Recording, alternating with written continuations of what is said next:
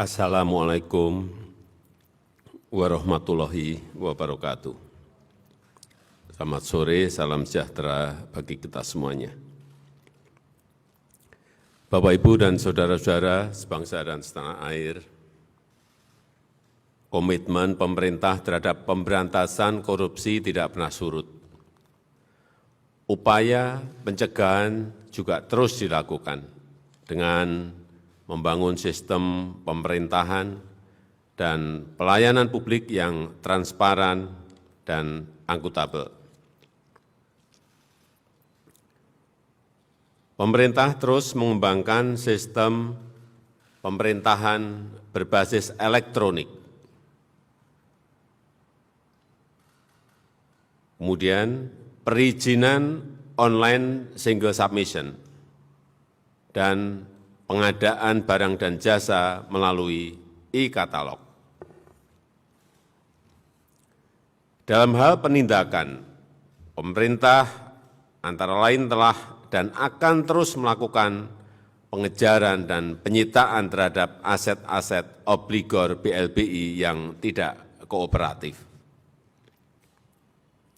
Aparat penegak hukum telah melakukan penindakan tegas terhadap sejumlah kasus mega korupsi seperti kasus Asabri dan Jiwasraya.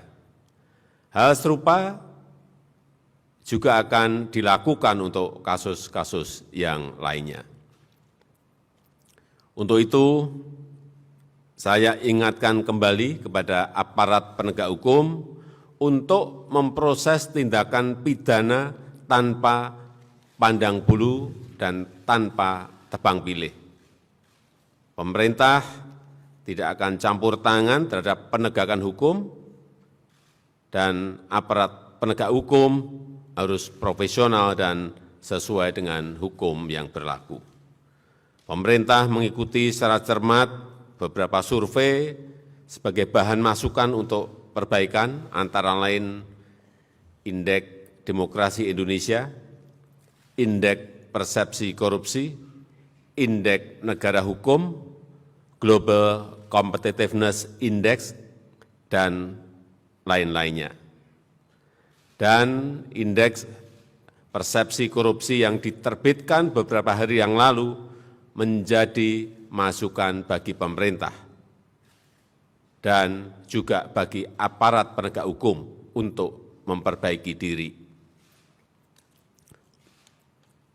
Untuk itu, saya mengingatkan kembali kepada seluruh jajaran pemerintahan di pusat dan di daerah untuk terus memperbaiki sistem administrasi pemerintahan dan sistem pelayanan publik yang mengedepankan transparansi dan akuntabilitas. Saya juga ingatkan kembali kepada jajaran aparat penegak hukum untuk menegakkan hukum yang seadil-adilnya tanpa pandang bulu dan tidak tebang pilih. Saya mendorong agar RUU tentang perampasan aset dalam tindak pidana dapat segera diundangkan, dan RUU pembatasan transaksi uang kartal segera dimulai pembahasannya. Dalam konteks hubungan antar negara, keketuaan Indonesia dalam G20 telah menyepakati bahwa agenda prioritas dalam pemberantasan korupsi akan terus